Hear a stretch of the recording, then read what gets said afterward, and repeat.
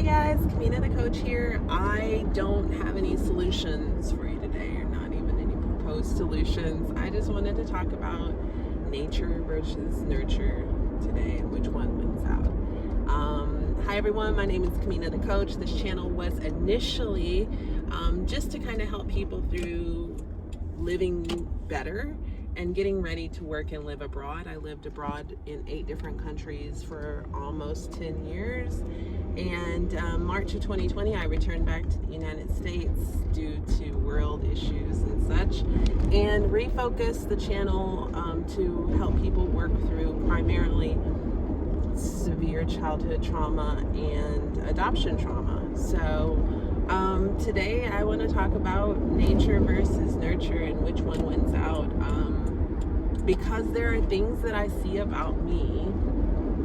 There are things that I see in my character that I'm pretty sure came from my adopted family, and some things about me that aren't. But there are a lot of things about me that are very similar to my adopted mother.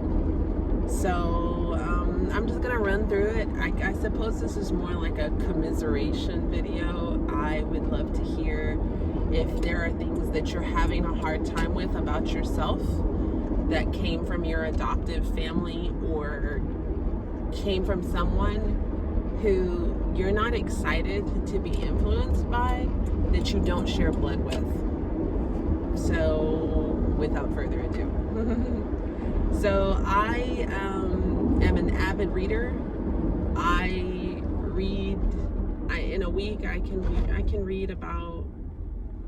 probably read 3 novels with just over 300 pages in a week. If I'm really intense, 4 in a week. I remember my adoptive mother, when I would have to take a nap, we would lay down in the bed and she would be reading, and she could finish a mystery novel in a day, in a sitting. And I still can't do that, but I remember being young wanting to. And I'm positive I got my love of reading from her. I might have gotten it from somebody else in my biological family. I haven't spent any physical time around my biological family, so I'm not entirely positive, but it seems to me like that is something I got from my adoptive mother. Animals. I have been an animal rescuer since I can't even tell you when. I can actually name the incident that started it, though. So I don't know how old I was. Elementary school, so an adolescent still. And my neighbors hit a dog when they were pulling out to leave for the day, and they did not kill the dog, but they mortally wounded it. Great. So the dog is laying on the side of the road just like twitching, and it was just horrible. It was horrible. And my adoptive mother was really harsh with me, and she threw a blanket at me and forced me to go cover the dog up and pull it out of the street. Whew, it's hard for a little kid. I don't think that was appropriate. A lot of the things that she did to me when I was small, I don't think were appropriate, but I do know that was the first time that and not by my choice, was rescuing an animal. Unfortunately, that dog was not going to make it, no matter what I did. I also had nothing to do with her, but she let me do it. I'd go wrangle up cats out of the neighborhood. So I don't know. Again, I don't know for sure, but that feels like to me. And let me tell you a little bit more about her and her situation. We lived in a home that had 26 cats in the city limits, 26 cats, 18 dogs, 5 fish tanks. One of them was a 50-gallon fish tank. And that's all in the city limits. So if there wasn't a hoarding problem, I'm not sure what that was either. But just pointing out that she also had a passion for animals that borders on obsessive. I went hard the other direction. I've only had 2 dogs as an adult in my life, and I don't want a bunch of animals in the house. But I am very passionate about animal welfare. I quit eating chicken for a long time after that 2020 special. I would rather not be eating meat entirely because it's just really hard on my system, but it's hard on my system otherwise anyway. I've done a video about that. Everything's not for everyone.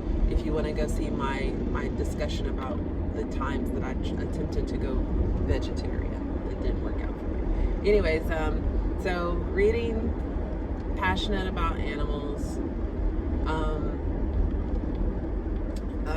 love for learning. So it seemed like when I was little, like my adopted mother was constantly in school. She was in school when I was little a lot. I went with her to school. She did graduate with an undergraduate degree in anthropology. I don't know for sure, but I think it was in anthropology. That she never did anything with, but she just loved to learn. She just loved to go to school. She just loved to learn. And I was really shocked to find out that I shared that. And I've got to be honest. So love of learning, love of reading, and love of animals.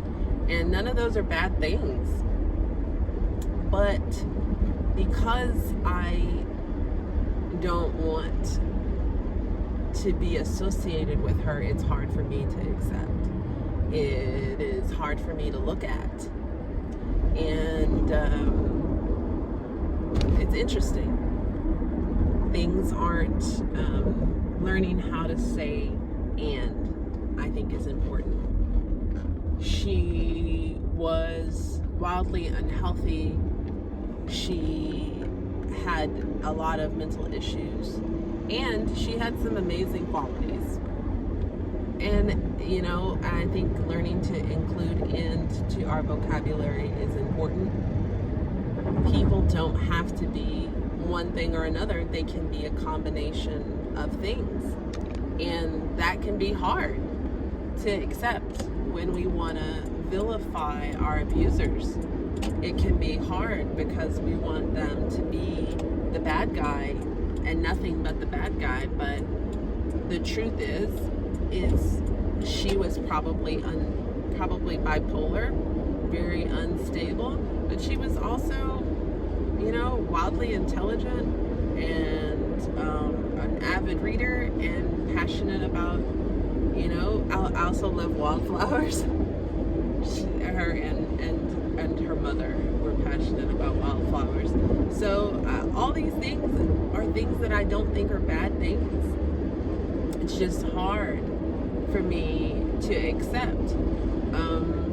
I suppose also there is some fear in me that if I share the good qualities, that I may share the bad qualities as well. And there are qualities in me in relationships that I see that are similar to her. She was not,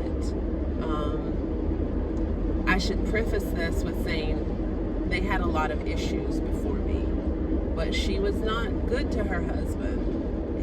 In the end, he wasn't good to her either. But when I was little growing up, the example that I saw was her rejecting his kisses, her sleeping in bed with like a barrier of pillows in between them. And whenever he wanted to, she signed his check for him. She went and picked up his check. She signed his check. She always said she could sign his signature better than him. And so the way that she treated him, I also see that in myself, in the way that I deal with partners, in that really aggressive, overbearing, domineering type of way. So it's hard for me. It is hard for me to see those pieces of me, the good and the bad, that remind me of her. Have you seen these things? Do you see any pieces of your adoptive parents or your abusers who you don't share DNA with? Do you see any parts of them in you? Does it make you uncomfortable, good or bad, positive or negative, beneficial or things that would take away from you? Do you see any of those things in you, and how do you feel about it? Please let me know. This was really just a commiseration video. I just wanted to let you know, if you're feeling that way, you're not alone. I definitely struggle with it. She was good and bad. She definitely wasn't completely bad. I've taken some of her qualities. Lots of them are good, some of them are bad, and thank goodness that I am aware. We'll end this with a Socrates quote: an unexamined life is not one worth living. So being self-aware is really, really important. Until next time, folks, wishing you love, light, peace, and joy. Kamina the Coach, I'm out.